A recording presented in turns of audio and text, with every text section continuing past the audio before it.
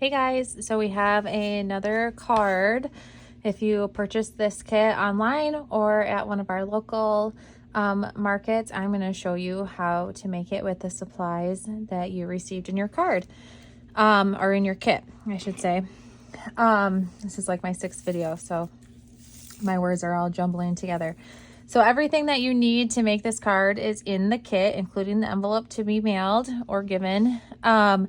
The only thing that's not included is the distressed ink that I used for this particular one, and I used the Vintage Photo Distress ink. But everything else is in there, and you don't have to distress if you don't want. It's completely up to you. Let me kind of move some of this stuff out of the way.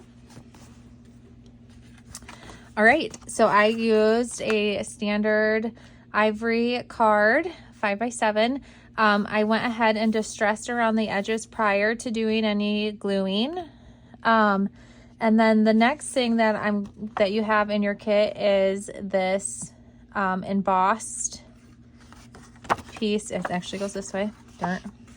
This embossed piece, and I used some distressing just to accentuate the embossed branches as well.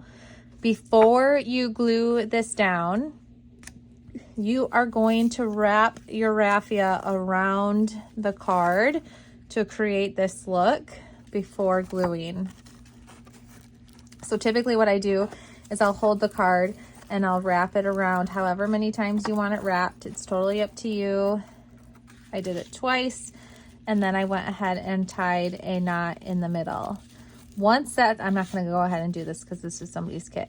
Once that's done, then I'm just gonna slather the back of that and then glue that down.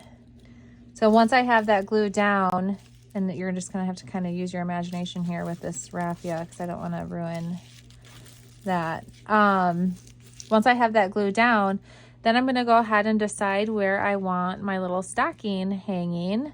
And in your kit, you have a brad. Once you've decided where you want it, whether you want it over here or over here, then you're just going to go ahead and poke your brad through using a hole punch. Poke your hole, and then don't put it all the way in yet, because you're gonna just go ahead and wrap that around your brad, put it into your hole, and then tighten it with the stocking tight underneath the brad, and then just go ahead and open the back of the brad. And then once you have that secured, then we're gonna go ahead and make our mini music rolls there.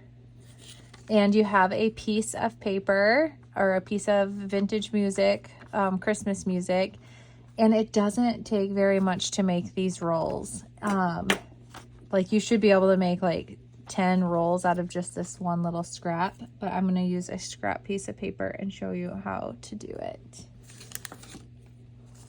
So I'm just going to cut maybe about 1 inch.